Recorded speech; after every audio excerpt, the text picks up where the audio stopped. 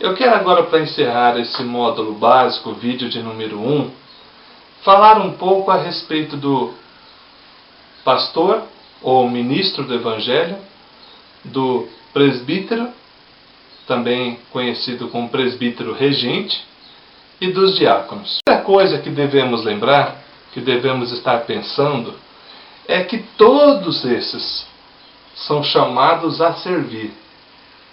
Se de alguma forma o pastor, o presbítero, o diácono, o membro da igreja não está disposto a servir a Deus e servir a igreja de Deus, já fica sem sentido o seu ministério.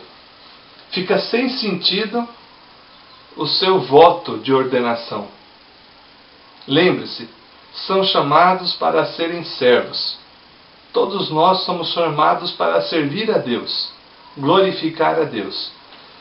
Especialmente pastor, presbítero e diácono, para servir aqueles que servem a Deus.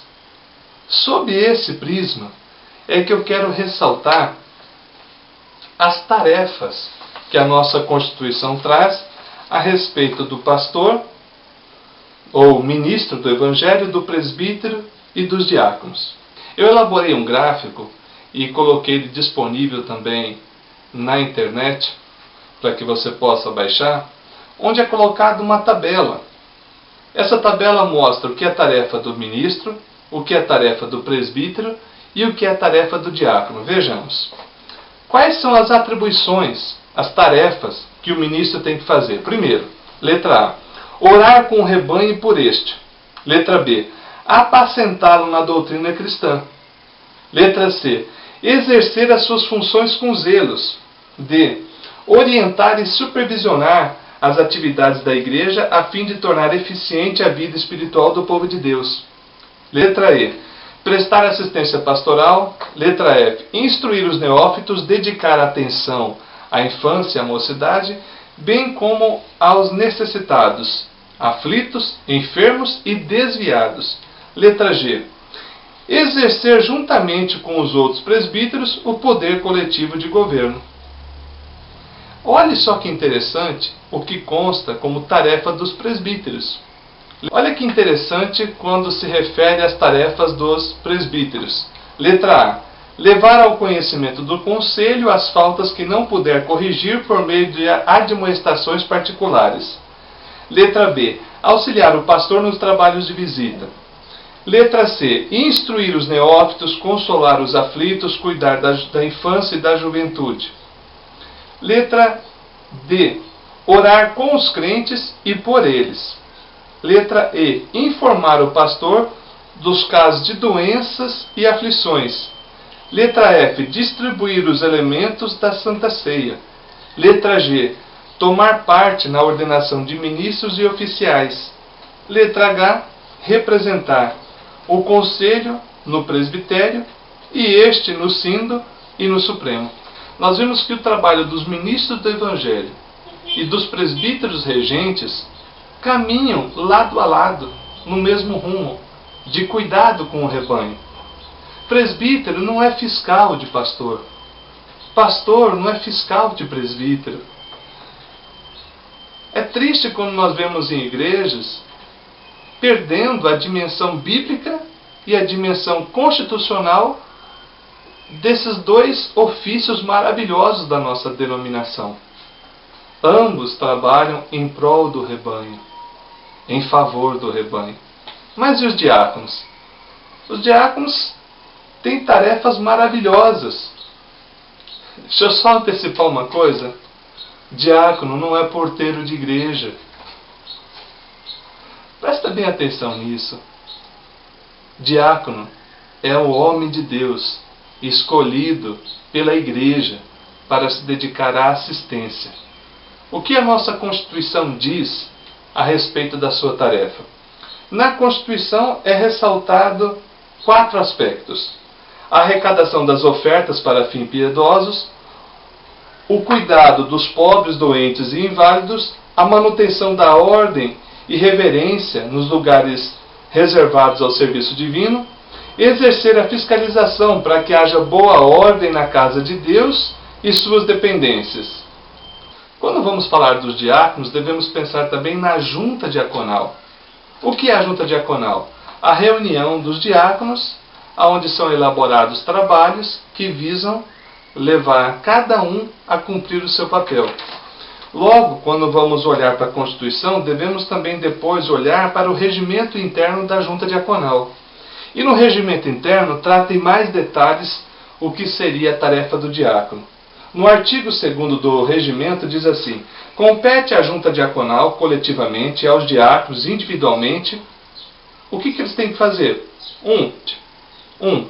Tomar conhecimento da existência de necessitados, principalmente entre os membros da igreja, visitá-los, instruí-los, confortá-los espiritualmente, bem como auxiliá-los nas suas necessidades dentro das possibilidades da igreja, examinando cautelosamente a fim de verificar a real existência das necessidades alegadas, dispor para esses fins dos recursos votados pelo Conselho e das ofertas especiais, determinar no início de cada ano a quantia máxima que o diácono poderá aplicar individualmente por mês no socorro urgente do necessitado.